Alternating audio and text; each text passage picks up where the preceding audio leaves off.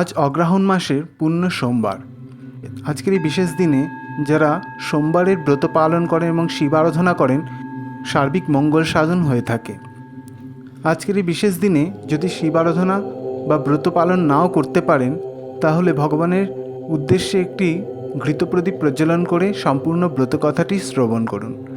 শ্রবণ করলেও এই ব্রতের বহু অংশের ফল আপনারা লাভ করতে পারবেন। শুনতে থাকুন শুধুমাত্র সনাতনী ভাবনা।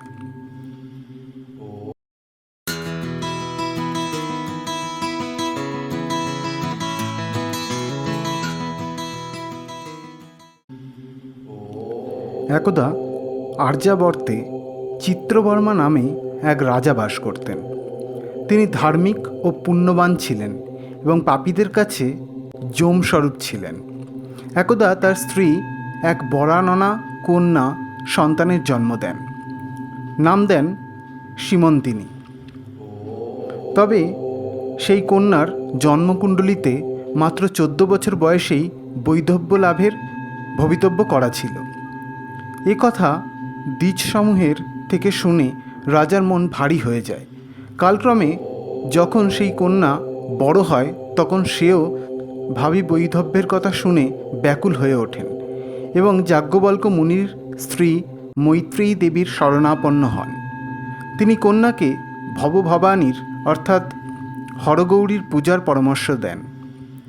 তিনি রাজকন্যা সীমন্তিনীকে আরও বলেন, উপোস করে স্নান করে বিরজা স্বরে এবং এক মনে প্রতি সোমবার শিব এবং শিবার আরাধনা করতে।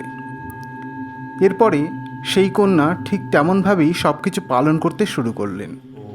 অতঃপর সীমন্তিনীর বিবাহ মহারাজ নলের বংশধর চন্দ্রাঙ্গদের সঙ্গে সম্পন্ন হল। এরপর একদিন ভবিতব্য অনুযায়ী দৈববশত কালিন্দী নদীতে নৌকাডুবিতে চন্দ্রাঙ্গদ জলে তলিয়ে যান। সতী সীমন্তিনী এত কিছুর পরেও সোমবার ব্রত পরিত্যাগ করেননি। এভাবে 3 বছর কেটে গেল।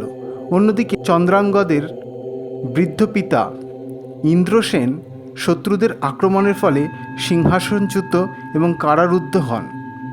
এরপরে শুরু হয় আসল ঘটনা। জলে নিমজ্জিত হয়ে রাজপুত্রের মৃত্যু হয়নি, বরং সে চলে যায় পাতাল দেশের নাগলোকের দিকে। এরপর তাকে নাগকন্যারা নিয়ে যায় নাগরাজ তক্ষকের কাছে।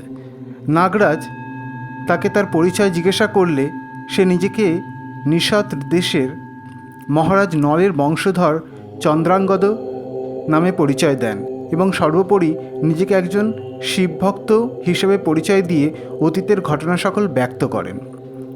তার মুখ থেকে শিব মাহাত্ম্য এবং শিবতত্ত্ব সহ সব বিবরণ শুনে নাগরাজ তক্ষক অতীব প্রসন্ন হন এবং চিত্রাঙ্গদের অনুরোধে তাকে যথাসম্ভব উপহারাদি এবং বাহন হিসেবে কামগামী অশ্ব প্রদান করেন এবং তাকে ভূলোকের উদ্দেশ্যে প্রেরণ করেন।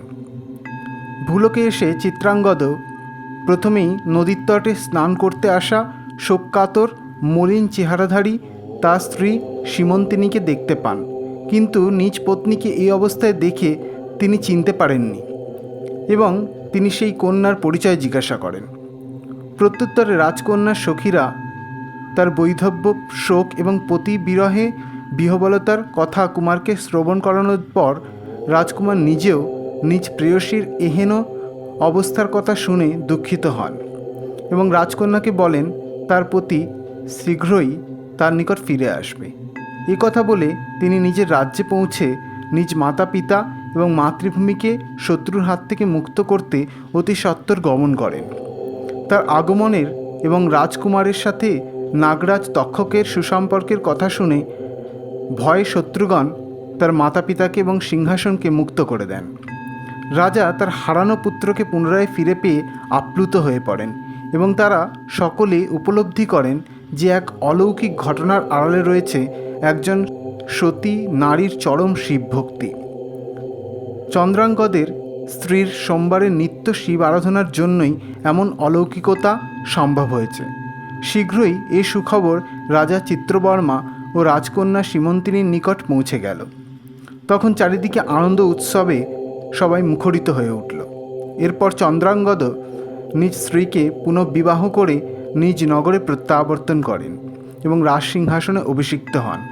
রাজা ইন্দ্রসেনও রাজকার্য নিজ পুত্রের হাতে সঁপে দিয়ে নিত্য শিব আরাধনায় লীন হন। সেই সোমবার ব্রতের ফল তাদের ওপর সৌভাগ্যের ন্যায় বর্ষিত হতে থাকল।